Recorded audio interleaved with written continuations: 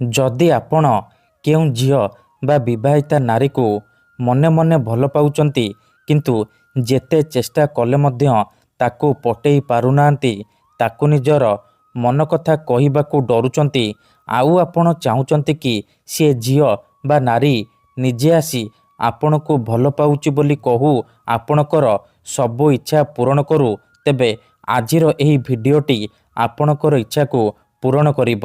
କାରଣ ଆଜିର ଏହି ଭିଡ଼ିଓଟିରେ ମୁଁ ଆପଣଙ୍କୁ ଶିଖେଇବି ଏମିତି ଏକ ମହାଶକ୍ତିଶାଳୀ ନାରୀ ମୋହିନୀ ବଶୀକରଣ, ଯାହାର ପ୍ରୟୋଗରେ ଆପଣ କେଉଁ ବି କୁଆଁରୀ ଝିଅ ବା ବିବାହିତା ନାରୀକୁ ଅତି ସହଜରେ ପଟେଇ ପାରିବେ, ତାକୁ ନିଜ ବଶରେ କରି ତାଠାରୁ ନିଜର ମନ ମୁତାବକ କାମ ହାସଲ କରିପାରିବେ। ଏହି ବଶୀକରଣ କରିବା ପାଇଁ ଆପଣଙ୍କୁ ବେଶୀ କିଛି କରିବାକୁ ପଡ଼ିବନି। କେବଳ ଯେତେବେଳେ ରାତିରେ ଶୋଇବା ପାଇଁ ଯିବେ, ନିଜ ବିଛଣାରେ ଶୋଇକି ଏହି ଗୋଟିଏ ମନ୍ତ୍ରକୁ 3 ଥର ପଢ଼ିଦେବେ। ଗ୍ୟାରେଣ୍ଟି ଦେଉଛି ସକାଳ ହେବା ମାତ୍ରେ ଦେଖିବେ ଚମତ୍କାର। ସେ ଝିଅ ନିଜେ ଆପଣଙ୍କୁ ଫୋନ କରିବ, ନହେଲେ ଆପଣଙ୍କୁ ଦେଖିବା ମାତ୍ରେ ନିଜେ ଆସି ଆପଣଙ୍କ ସହିତ କଥା ହେବ। ବିବାହିତା ନାରୀ ହାତ ଧରିକି ଘରକୁ ଡାକିବ, ଯାହା ଚାହିଁବେ ତାହା କରିବ, କୌଣସି ପ୍ରକାର ବାଧା ଦେବ ନାହିଁ। ନମସ୍କାର ଫ୍ରେଣ୍ଡସ୍, ଓଡ଼ିଆ ଫଣ୍ଡା ଚ୍ୟାନେଲକୁ ଆପଣମାନଙ୍କୁ ସ୍ୱାଗତ। ଆଜିର ଏହି ଭିଡ଼ିଓଟିରେ ମୁଁ ଆପଣଙ୍କୁ ଶିଖେଇବି ଆପଣ କିପରି ସୁନ୍ଦରୀରୁ ସୁନ୍ଦରୀ ଝିଅକୁ ପଟେଇ ପାରିବେ, ସୁନ୍ଦରୀ ବିବାହିତା ନାରୀକୁ ପଟେଇ ପାରିବେ। ଏହି ବଶୀକରଣ ଏତେ ଶକ୍ତିଶାଳୀ କି ଏହାର ପ୍ରୟୋଗ କେବେ ବି ଖାଲି ଯାଏନି। ଯିଏ ବି ଏହି ବଶୀକରଣ କରିଛି 100ରୁ 100% ସଫଳ ହେଇଛି। ବର୍ଷ ବର୍ଷ ଧରି ଭାଙ୍ଗି ଯାଇଥିବା ପୁରୁଣା ପ୍ରେମକୁ ଫେରାଇ ଆଣିପାରିଛି। ଶାଶୁ, ନଣନ୍ଦ, ଦିଅର, ଭାଉଜ କାହାକୁ ବି ନିଜ ବଶରେ କରି ତାଠାରୁ ନିଜର ମନ ମୁତାବକ କାମ ହାସଲ କରିପାରିଛି। କେବଳ ଆପଣଙ୍କୁ ବିଛଣାରେ ଶୋଇକି ଏହି ମନ୍ତ୍ରକୁ 3 ଥର ପଢ଼ିବାର ଅଛି। କେତେଥର ଏମିତି ହେଇଥାଏ କି ଆପଣ ଯେଉଁ ଝିଅକୁ ଭଲ ପାଉଛନ୍ତି ସିଏ ଆପଣଙ୍କୁ ଭଲ ପାଏନି, ଅନ୍ୟ କାହାକୁ ଭଲ ପାଏ, ଆଉ ଆପଣ ତା ପଛରେ ଗୋଡ଼େଇ ଗୋଡ଼େଇ ନିଜର ସବୁ ସମୟ ସାରି ଦିଅନ୍ତି, କିନ୍ତୁ ସେ ଝିଅକୁ ପଟେଇ ପାରନ୍ତିନି। ଯଦି ଆପଣ ବି ଏହିପରି ପରିସ୍ଥିତିରେ ପଡ଼ିଛନ୍ତି, ଯେତେ ଚେଷ୍ଟା କଲେ ମଧ୍ୟ ସେ ଝିଅକୁ ପଟେଇ ପାରୁନାହାନ୍ତି, ତେବେ ମୋ କଥା ମାନି ଆଜି ରାତିରେ ବିଛଣାରେ ଶୋଇକି ଏହି ମନ୍ତ୍ରକୁ 3 ଥର ପଢ଼ି ଦିଅନ୍ତୁ। ଗ୍ୟାରେଣ୍ଟି ଦେଉଛି ଯେଉଁ ଝିଅ ଆପଣଙ୍କୁ ଭାव ଦେଉନଥିଲା, ସେ ଝିଅ ଆପଣଙ୍କୁ ଦେଖିବା ମାତ୍ରେ ନିଜେ ଆସି ଆପଣଙ୍କ ସହିତ କଥା ହେବ, ଆପଣଙ୍କୁ ଭଲ ପାଉଛି ବୋଲି କହିବ। ଯେଉଁ ବିବାହିତା ନାରୀ ବା ପଡ଼ିଶା ଘର ଭାଉଜକୁ ଆପଣ ଦିନରାତି ଭାବୁଛନ୍ତି, ସିଏ ନିଜେ ଫୋନ କରିବ, ଘରକୁ ଡାକିବ, ଯାହା ଚାହିଁବେ ତାହା କରିବ, କୌଣସି ପ୍ରକାର ବାଧା ଦେବ ନାହିଁ। ତେବେ ଏହି ବଶୀକରଣକୁ କେଉଁ ବି ପୁଅ ବା ଝିଅ ଅତି ସହଜରେ କରିପାରିବେ। ନିଜ ପ୍ରେମକୁ ପାଇବା ପାଇଁ, ନିଜ ପ୍ରେମକୁ ହାସଲ କରିବା ପାଇଁ ଘରେ ବସି ବସି ଏହି ବଶୀକରଣ କରିପାରିବେ। ତେବେ ଏହି ବଶୀକରଣ ଆପଣ କିପରି କରିବେ, କେମିତି କରିବେ, ଏହାର ପ୍ରୟୋଗ ବିଧି କ'ଣ, ମୁଁ ଆପଣଙ୍କୁ ଶିଖେଇବି। ସମ୍ପୂର୍ଣ୍ଣ ପ୍ରୟୋଗ ବିଧି ଠିକ୍ ଭାବରେ ଶିଖେଇବି।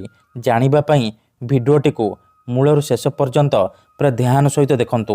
ଅଧାରୁ ଛାଡ଼ିକି ପଳେଇଲେ କିମ୍ବା କାଟି କାଟି ଦେଖିଲେ ଆପଣ କିଛି ବି ବୁଝିପାରିବେନି। ପରେ କହିବେ, ଗୁରୁଜୀ ଆପଣଙ୍କର ବଶୀକରଣ କାମ କରୁନି।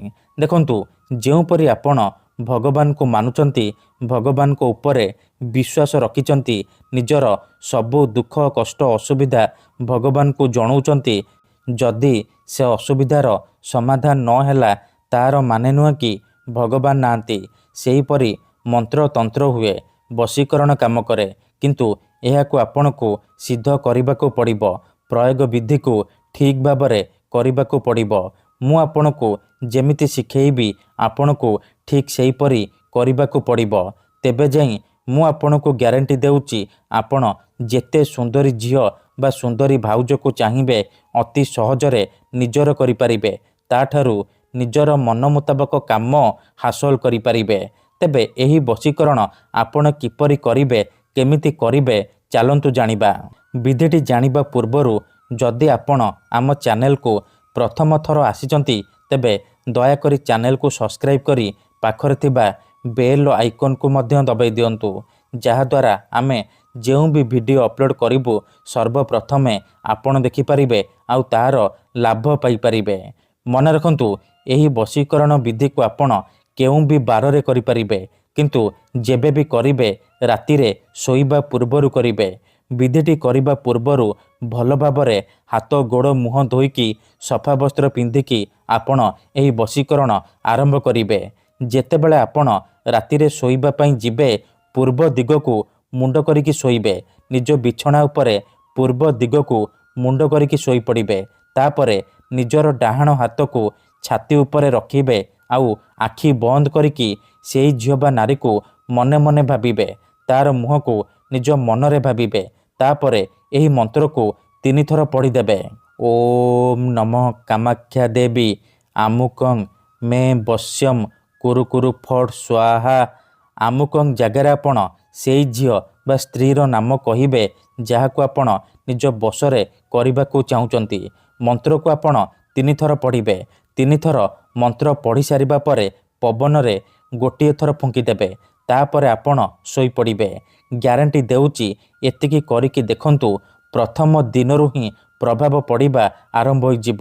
ସକାଳ ହେବା ମାତ୍ରେ ସେ ଝିଅ ନିଜେ ଆସି ଆପଣଙ୍କ ସହିତ କଥା ହେବ। କିନ୍ତୁ ମନେ ରଖନ୍ତୁ, ଏହି ବିଧିକୁ ଆପଣ ଅଧାରୁ ଛାଡ଼ିବେନି। ଲଗାତାର 3 ଦିନ ପର୍ଯ୍ୟନ୍ତ ରାତିରେ ଶୋଇବା ପୂର୍ବରୁ ବିଛଣାରେ ଶୋଇକି ଏହି ମନ୍ତ୍ରକୁ 3 ଥର ଲେଖାଏଁ ପଢ଼ିବେ। ତାପରେ ଦେଖିବେ କିପରି ସାରା ଜୀବନ ପାଇଁ ସେ ଝିଅ ବା ନାରୀ ଆପଣଙ୍କ ପ୍ରେମରେ ଦିବାନୀ ହୋଇଯିବ। ଆପଣଙ୍କର ସବୁ କଥା ମାନିବ। ଧନ୍ୟବାଦ।